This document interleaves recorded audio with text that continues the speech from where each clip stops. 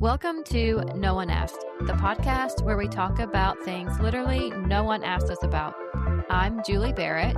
And I'm Sarah Wilkes. We're two friends, two realtors, and way too many opinions. Life, real estate, and whatever chaos shows up. No one asked, but we're saying it anyway. Welcome, everyone, to No One Asked, but we're saying it anyway. I was going to say something that went just sideways. Okay. This is like... Start over. This is like our 16th episode. Yay. I'm just proud of us for still doing it. Yeah. Because life gets busy sometimes. It does get busy, and it does become a challenge to carve away some time to come out here and do this. But we're doing it. Yeah, we are. And we're here now. This is just good for me. I enjoy this time, actually. It's like therapy. Very much so. Mm-hmm. It's Julie and Sarah therapy. Yes. You guys might not enjoy it, but we do. We love it. Absolutely. So, yes. So, let's see. Last week, we talked about underwriters from hell. Yes. And the title was Funerals, Animals, and Underwriters from Hell. Oh my. Yes. Yes. And so give us an update. Do you have anything new to report? Not really. No. I have a plan. Mm-hmm. And the problem is, so now that I have this plan, trying to proceed with it, we have to wait on some estimates. And you know, whenever you submit repair requests, just in general on a contract, it takes time because you have to have someone come out, give an estimate. And sometimes those people don't get back to you as quickly as you would like or the buyers would like. So I've been waiting on estimates. I will have my final one today. I'm going to draw up one more Hail Mary addendum to try to include everything and hit submit. And hopefully I will have this resolved one way or the other, hopefully in a positive way, by our next podcast. Yeah. Next podcast, we'll talk about you closing on it. I'm claiming it.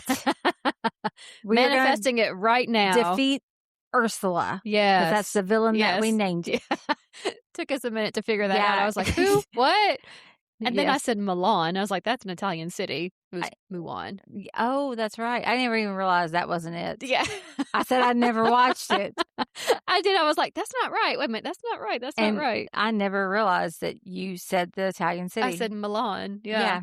It's Mulan. It is. I never watched it though. Still. You have never seen it? I don't think so. It's pretty good. Mm-hmm. It's pretty good. So yeah, this last week we've seen sellers changing their mind about selling, which is always unfortunate, especially if you're at the closing table. Yeah. Thankfully, I think this one wasn't to that point Not yet. to that point, right? But you have to realize when you change your mind and you're on the selling side, there's still repercussions. Mm-hmm. So when you sign that contract, just remember the buyers are in it, legally, as are the sellers. Right. So the only really way out of that is if any of the contractual terms have changed. Right. And that is your out. Mm-hmm. So, when you sign that you're going to sell, just remember you are saying you will. So, and it just makes for like a tense situation for all parties involved. Yeah. And you don't want to make a seller feel like they have to. No. If circumstances have changed. And it happens. Circumstances does happen or change all the time. Yes. It's life. Mm-hmm. Life happens. It just makes for, everyone involved is that there's some heartbreak. Oh, yeah. And that goes on with not just them changing their minds, but in the event of life circumstances changing. We've said this quite often. Not every closing is a happy closing. No. Sometimes, I will take the pictures and forget to post them, by the way. I'll ask people, hey, can I post this? Yeah, sure. Do I? No, I don't. I need to, I have some today I need to post.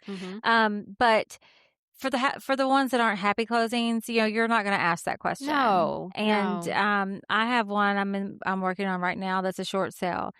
And we've talked about those. It means short on money, not time. It takes a while. But this one has been, couple this with Ursula, and it has been just a lot. Well, this is one where it's not a local lending institution. Right. So the right hand doesn't know what the left hand's doing.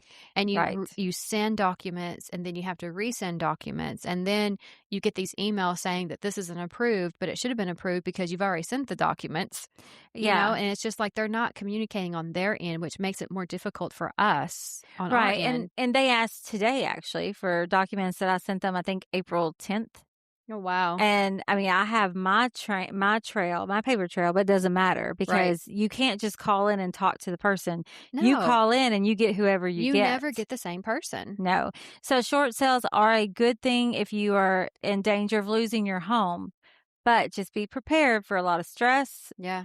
and You have to stay on top of it. your realtor, yes, you have to stay on top of it. And I include my sellers in every email I Mhm. send to the lending institution every time. What I think is funny, though, is that you received an email from the lending institution that said that you weren't allowed to talk for the seller's behalf, but yet they have your information and they've been they've requested information from you and you've sent it Mhm. and you haven't you do have permission to do so, Yeah, you have to sign a third-party authorization form. which was probably on the lending Oh, institution's letterhead or whatever. yeah, I mean, It was their yeah, I form. had to print it off of there to Yeah. sign it, Yeah. send it to them like April 1st or Yeah. something, and every time that we call in, I get on a three-way call with my sellers Mhm. every time. Like, Mhm. you have to be very involved with your realtor and Yeah. with the sellers. You have to have a good relationship because, I mean, when you have someone that's going through a short sale, they're going through a very traumatic event Right. and they're, not sure what's going to happen, what they need to be doing. So, a lot of times it's easy for the sellers to want to give up and quit because it's exasperating Mhm. and it's stressful. Mhm. So you really have to stay in good with your sellers, keep the lines of communication open. And like I said, I include them on every email. We do three-way calls with these people, with the mortgage people, and we are making progress today, I think. I Well, think good. we might be. Good. I think You see the light at the end of we the might tunnel. be seeing the lights. So between this and Ursula, Yeah. yeah, Yeah, and, going back to not all closings are happy closings. I too I do I also well, let me fix me okay. you want to get grammatic there? No, not dramatic, grammatic. Dramatic. I too take pictures at closing, but I don't post them. I let my clients post them if they want and tag me or whatever because for 2 reasons. One is, again, not all closings are happy, and 2, I have found that people will, well, especially if you take a picture, like, outside the house with the house numbers or something like that, like, I feel like that's an invasion of privacy and allows scammers, Well, yeah, especially since probably. on my page because it's a public page. Not Yeah. so much on their page because their page is probably just their friends, and all Hmm. that, but mine is public, and so I'm like, "Er." But, I had one time I had a closing that happened, um, I had the sellers, and they fell on tough times, job loss, couldn't get ahead, and the only way that they could see of getting out of their situation was to sell their home. So, from jump, it was tense and And stressful. not that they wanted to, but they felt like they had They to. had to, right. Right. And so we got an offer. Offer went great. We go to closing, and as soon as, my clients walked in, you could just tell, like, there were tears shed, um, they're signing documents, there are tears. After everything's signed, there's more tears, and so you're just like, I'm like the world's worst when it comes to that because I don't know what somebody needs. Do they need a hug? Do they need a pat on the back? Do they need to be left alone? Like, So we all just we all just left the room and just gave them their moment, you know? But it was kind of, intense and heartbreaking because Well, when you think about buying and selling a house, immediately you think that it's joyous and it's, a happy occasion, but that's not always the case. yeah, and like with my sellers, I'm talking about, it will be a relief for them, Yes. but it's also I know it's going to be hard. I think right Yes. now they're just tired of being in limbo. Mhm. Can we do this? Can we not? Mhm. So, yeah, and then divorces. Anytime you have a house sale. Now with those, sometimes you cannot have this both sellers in the same room at the same time. Sometimes you gotta bring boxing gloves. Like, "Okay, here you guys go, duke it out." No, I'm just Mm. kidding. But there I are mean, times. there are There have times. been times. I know we've talked about the dower situation Uh-huh. before, but like, let's say that, part of your divorce decree is selling your house and the house hasn't sold for a long time and one of the two parties has already gotten remarried.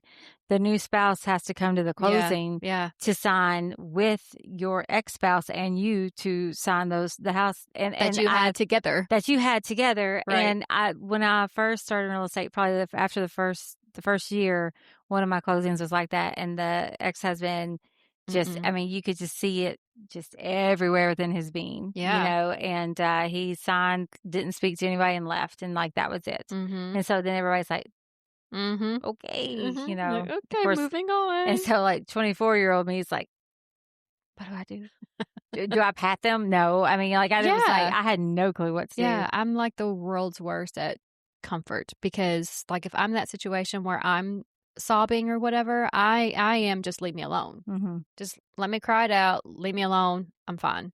I think I'm like that too, So with I'm that. not so I'm not real touchy-feely like that, and so I don't know, like, if somebody does somebody want that? Like, so it just makes it for so awkward for me. Hmm. I know it's not about me, but I mean, well, but you want to do your best job for your client, and then you're yes. like, Yes, do they feel like I wasn't there for them because I left the room? or you're like just looking at them like, hey, sign that so I can get paid and move on. Yes, Because and we're that's not never like that. oh, But no way. in that kind of a situation, you don't know how you're going to be perceived. Yeah, So yeah, yeah, no, I get yeah, that. yeah, and then they're over here crying, and then the closing attorney is handing out our commission checks, and I'm like, sometimes I think that there could be a little bit a better way of handling that. Like, if you see someone is upset at a closing, like, just catch me Catch me outside. outside. That's exactly what I was going to say. Be like, Yeah, catch me outside. yeah, catch me outside, like, Hmm. yeah. Well, and I had a closing one time, and the seller cried just a lot because and she was happy to be moving, but it was where she raised her children. It's where her Yeah. late husband and she lived, and it was just a whole new chapter. And I think it Mhm. was just hard. And we're all like, "Oh, take your time." And it was a nostalgic Yeah. cry. It wasn't like, "Oh my gosh," but Yeah. you're still just like, "Well, just take your time. We can be here as long as we need." And Mhm. the buyers were great. I mean, like, Mhm. they were wonderful. So, I mean, it's just you don't think about that kind of stuff, but it can be emotional Oh, for a lot yeah. of reasons, Yes. for sure. I remember the buyers at that table, their eyes were just like, And then they almost feel bad for buying the house. "Yes, Yeah, you're yes." like, I'm like, "Can't change your mind now." "Mm-mm, no, no, you are here." Yeah, but I recently reconnected with my sellers, and they're thriving. So Good. that was a good thing to hear, thriving and loving life again, and so that made me feel better, Oh, you yeah. So know? that burden of that payment's off their Yes, shoulders. yes. So no, that's wonderful. Or I've had, and this is not quite the same as closing, but I went to go take pictures of a house. And it was a big house, and we went through all the pictures, and the lady, her husband had passed away, and she wanted to leave. She didn't want to be there for the photos. They lived there 30 plus years. I was like, that's fine. That's good. And Right. I told the photographer, I was like, let's just go ahead and take them all. I was like, I just don't know how this is going to turn out. And, he took them all. And then later on that night, she calls me and said, I can't do it. I'm sorry. And I was like, that's fine. And I told the photographer, don't get rid of them. Mhm. But, don't worry about editing them, Right, whatever. It's right, fine, because she just wasn't ready. right. And then 6 months later, I guess, she Mhm. called to list it and I already had photos. You were ahead of the I game. was already ready. I didn't even take time. But, it's just sometimes it's just you've got to, just stop what you're doing and let them deal with their Right, grief or whatever their situation right. is all on It their just goes own. back to the timing has to be right. Yeah, your timing is different than anyone else's. It Right, has to be right. right for you. I get asked all the time, like, "How long will it take for closing? How long am I gonna be there?" Oh, All the you could time. be there 10 minutes or you could be there 4 hours. Right. Depends Right. on if you know the buyers. And I say buyers Mhm. primarily because I had a closing one time. I had the sellers. I did not have the buyers. And the buyer was a professional, something like, kind of a higher education professional. And they read every Oh my god. document, every one. And I don't think she was a fast reader. And not that you shouldn't read every document. There's a lot of it's legal jargon. A lot of it's things that you want to know, Right. but every word of all 400 pages, or actually probably 40? Yeah. For the buyer? Probably about 40 pages for a buyer, at least. At least 40. And a Yeah. lot of them, that if they're financing, they've already signed these documents. Yes, you just They have just to have to sign sign them again, like yes. with what we call a wet signature Yeah. in ink. And so I was there with the sellers, and it was like, okay, so you want us to go grab lunch and come back, or, what were you doing here? Mhm. You absolutely have the right to read every document if you want to. But if you're going to do that, you might want to ask for those preliminary documents ahead of time, just Right. that are going to be the exact same. Yeah. Because, there's 4 or 5 major ones. The rest of it's all just kind of, I always, I always say if you're signing the paper about it, there's been a lawsuit or something that's happened Right. because of it. So that's, but there's about 4 or 5 big ones you definitely want to pay attention to, but you still, every word is a lot.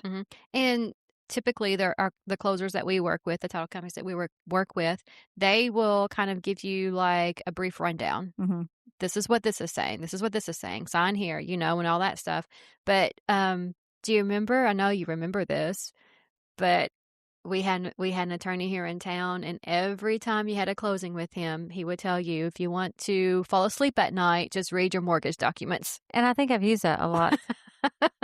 He would say that every time. There was another attorney before your time that he doesn't practice here anymore, but he would, where you couldn't have harmful things on your property. There's a section that says you have to have whatever, and he would say, so that means no meth labs. Oh. Like, he would say that. He was very dry. Yeah. It was so funny to me that was what he led with. It was like, I was like, okay. Okay. It was great. That's your joke line. Okay. Yeah, it was funny. And I use that often. I do say at every closing, okay, if you have any questions, something you don't understand, you can ask about anything, because it's easier to fix right now if it's incorrect than it is after closing. Exactly. So if you don't understand something, or if you have questions, stop right now. And so if that happens, you may be there longer. Well, but going back to how long it takes, typically 30 to 45 minutes, typically. For the seller, about 20. Yeah. So you don't necessarily have to get there. Although I did have an attorney yell at me one time, because this has been about 20 years ago. I told the sellers, just, the closing was at 4. I said, well, we'll get there about 4:20, 4:30, something like that. Well, the buyer got there early, and they zipped through everything. And so he was like, where's the seller? It's like, oh, well, they're coming. He's like, if the closing's at 4, then they need to be here at 4. I was like, gotcha, man. And I never did it again. We had a great relationship, but I was like, no, sir, I will never tell anyone to just wait. Right. So, right. Yeah, he's no longer with us, but it was, we got along great, but he would let me know if I messed up. I was like, all right, Captain, we'll not do it again. Okay. So, yeah.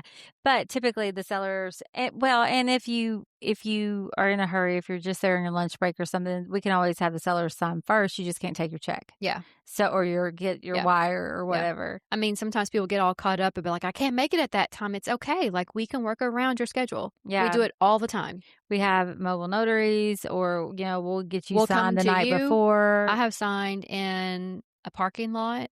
Dairy Queen. I did a closing at a Dairy Queen. Let's see. I've done it at people's homes before. I mean, like, we will come to you. Especially not we, but the closing attorney. Well, and the sellers are the ones, they can pretty much sign any time ahead of time. The buyer has to sign the day it funds. So that is important. I had some buyers that were buying a foreclosure one time. And because of the timing or whatever, buying a foreclosure can be great, but also is not a timely thing unless you're on their time. If you're running short on their time, they're going to push the envelope like you're going to lose it. Yeah.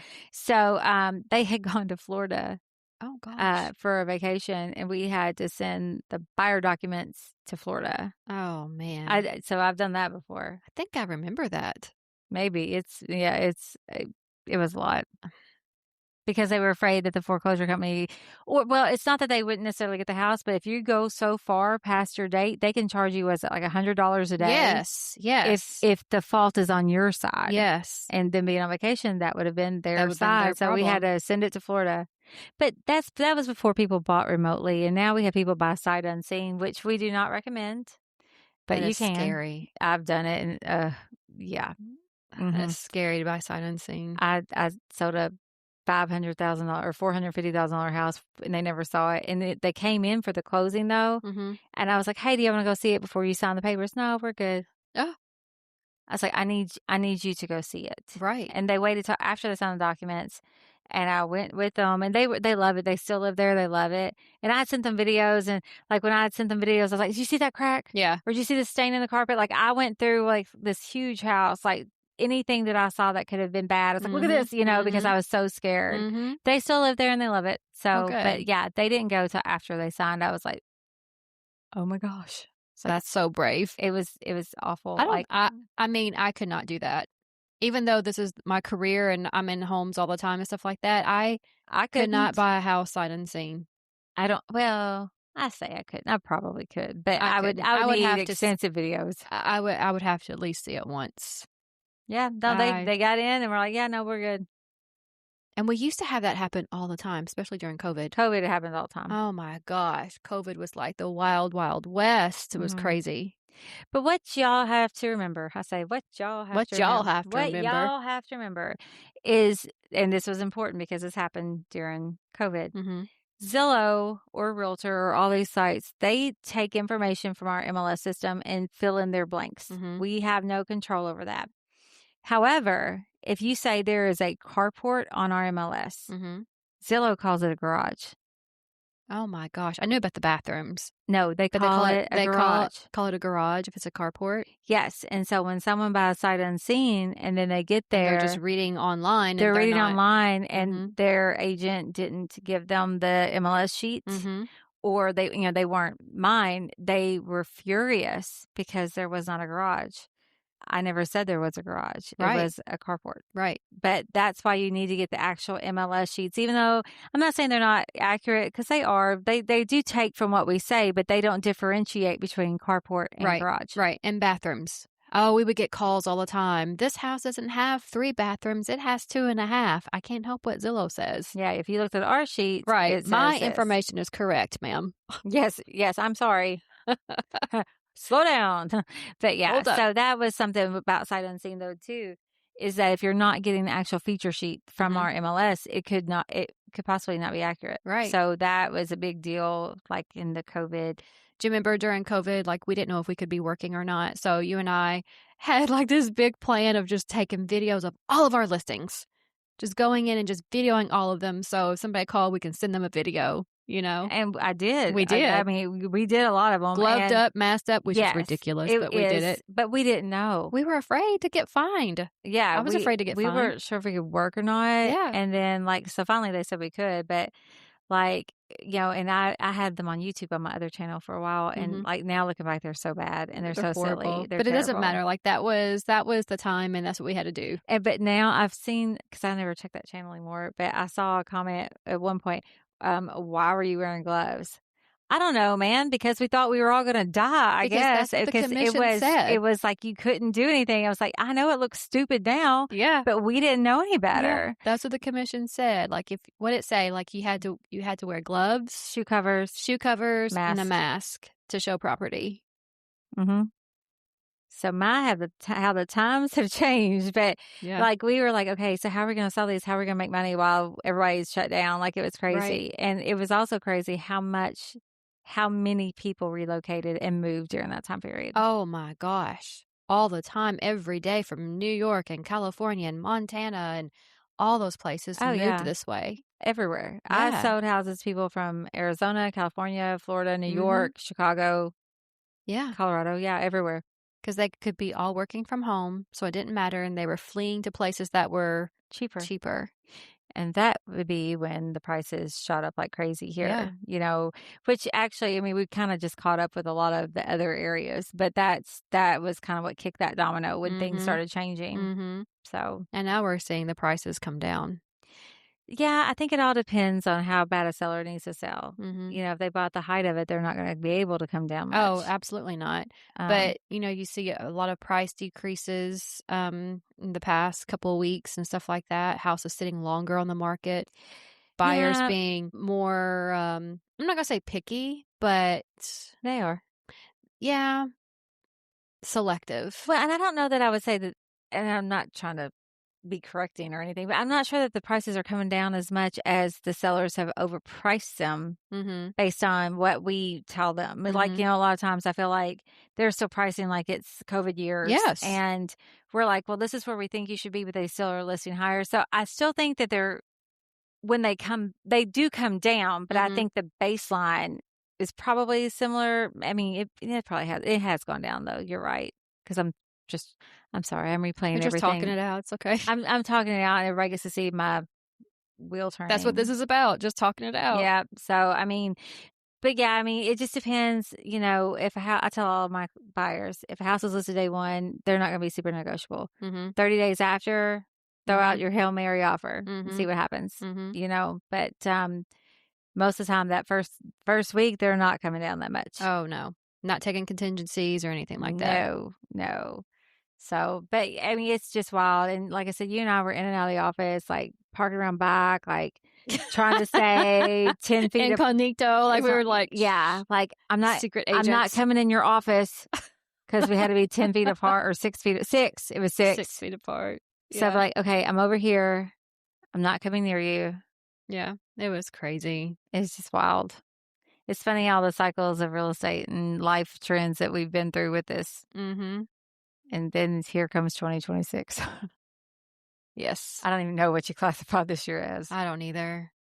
Tough. Yeah, It's just tough. it is. Just a tough market. So for anyone who's thinking about getting into real estate, I will never tell you not to. It's been an amazing career for me. Mhm. I love what I do 80% of the time. It used to be 90. This year it's 80. 80% of the time I love what I do. The 20% I don't like it. I really don't like it, but it's just for stuff like Ursula, the Just villain. everything's been so hard. Like, Yeah, you know documentation's out of control. yeah. And not on our side, but No. on lenders' It's outside of side. our control. Like, what we control, we got it down pat. Yeah, it's easy. But it's just the outside forces that we have to be dealing with this year that is just making it so difficult. Yeah, and More difficult than it should. yeah, it's just everything's been like an act of Congress to Yeah. get it done. So, if you're looking at a career in real estate, like I said, I'll never tell anyone not to do it. It has worked out amazing for me for the most part. But it is not what you see. Like we go back to it is not what you see on TV at No, all. not at all. There's not very many easy deals. Even the ones that should be easy are not. Mhm. The one with the villain underwriter Mhm. should have been easy. Mhm. Still going Yeah. after 80 years. Yeah. And, so you just have to have that stick-to-itiveness. You've got to make sure the end goal is there. You can't give up because if you give up, your client's going to give up. Mhm. So you just, that's why I'm saying it's harder than what people think it is. So much more difficult than what people think it is. You're feeling that right now as you're saying Yes, it. Your face, yes. you're like, so much. So much. Yeah. So much. Well, we are now on YouTube. Yeah, we are. Yeah. I'm excited. I think we've hit all the podcast outlets. YouTube, Apple, Amazon, iHeart, Spotify. There might be some other ones, but I think those are probably the major ones. I think that's most of the ones that I know that people that listen. Yeah. So if you like what you are hearing, please like and share and follow and get us out to everybody else. So because we have lots of information to share, whether you want to hear it or not, we're still saying it. No one asked, but we are saying it anyway.